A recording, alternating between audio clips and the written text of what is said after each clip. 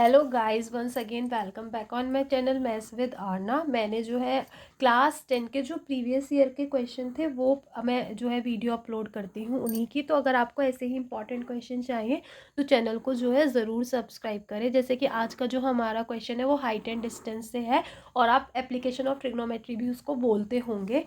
तो क्वेश्चन को रीड करते हैं और सॉल्व करते हैं। ये कह रहा है find the point on a bridge.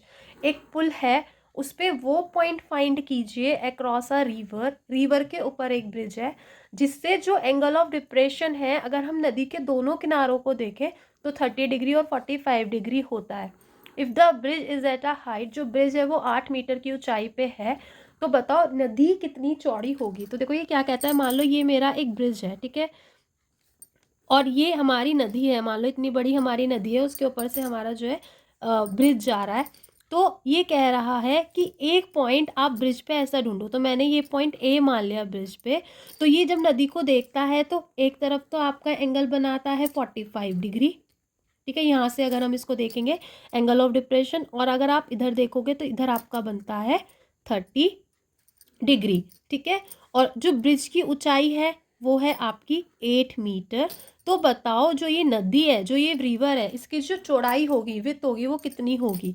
तो मेरा कुछ इस तरीके से फिगर बनी। मैं एक बार और एक्सप्लेन कर देती हूँ। ये कह रहा है कि एक नदी के ऊपर, ठीक है, ब्रिज है और उस पर एक पॉइंट ऐसा मानो कि आप यहाँ से अगर नदी के दोनों किनारों को, बी और D R the banks of the river, नदी के दोनों किनारों को देखोगे तो एक तरफ तो एंगल ऑफ डिप्रेशन बनेगा 45 डिग्री और एक तरफ एंगल ऑफ डिप्रेशन बनेगा 30 डिग्री। तो बताओ इस नदी की चौड़ाई कितनी होगी। तो मैं अगर मानूँ इसको मैं लेट कर लूँ x और मैं इसको लेट कर लूँ y, तो therefore the required width of the river be X plus Y meter. कितनी होगी रिक्वायर विड्थ, होगी आपकी एक्स प्लस वाई मीटर। ये 45 डिग्री है तो ऑल्टरनेट एंगल से ये भी 45 डिग्री बनेगा। ये 30 डिग्री है तो ये 30 डिग्री बनेगा। थीटा के सामने होता है पी, ये हुआ आपका बेस। ऐसे अगर आप इस ट्राइंगल में देखोगे तो थीटा के सामने होता है पी और ये हो गया आपका बेस। यानी कि दोनों ही केसेस में आपको 10 लगाना है, क्योंकि मुझे पी और बी पी मुझे पता है 8 मीटर और बी एक्स मुझे फाइंड आउट करना है। ऐसे इसमें पी मुझे पता है 8 मीटर और मुझे बेस फाइंड आउट करना है। यानी कि दोनों ही ट्राइंगल लेंगे और दोनों ही ट्राइंगल में क्या लगाएंगे, tan थीटा। तो आइए अपने क्वेश्चन को सॉल्व करते हैं। तो पहले हम बात करते हैं in triangle A B C की।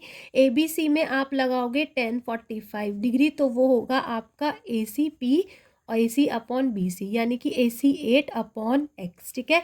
और tan 45 होता है 1, यानी कि 8 अपॉन एक्स। तो यहाँ से आपका 8x आया 8 मीटर। आप फिर अगले अपने उसमें लगाओगे, अगले वाले पार्ट में, इन कौन सा ट्राइंगल है, ए सी डी। तो आप फिर से क्या लगाओगे, tan 30 डिग्री लगाओगे, वो भी होगा पी बाई बी, यानी कि ए सी अपॉन सी डी। ए सी है आपका 8 और जो आपका सी डी है वो है आपका वाई। tan 30 होता है 1/√3 is equal to 8 upon Y. तो यहाँ से आपका जो वाई आया वो कितना आएगा, 8√3, ठीक है। अब आप लगाओगे देयरफॉर हमें निकालनी है required width of the river, ठीक है। वो होगी आपकी x प्लस वाई, यानी कि 8 प्लस 8√3। 8 ले लो आप कॉमन, तो आपका इसको आप 1 प्लस √3 मीटर भी रख सकते हो, ठीक है। क्या लिख सकते हो, 1 प्लस √3 मीटर। नहीं तो आप क्या करो, यहाँ पे √3 की वैल्यू रख दो, 1.732। 8 इंटू 2.732 आप मल्टीप्लाई करके भी आंसर दे सकते हो। 8 2 जा 16, 8 3 जा 24, 2 8 7 जा 56, 58, 5 8 2 जा 16, 21.9 है ना। अगर आप अप्रॉक्स होगे तो इसको क्या लिखोगे, 21.9 मीटर जो है आपकी जो विड्थ है उसकी क्या होगी, चौड़ाई होगी। होप आपको क्वेश्चन पसंद आया हो तो चैनल को सब्सक्राइब ज़रूर करें। Thanks for watching.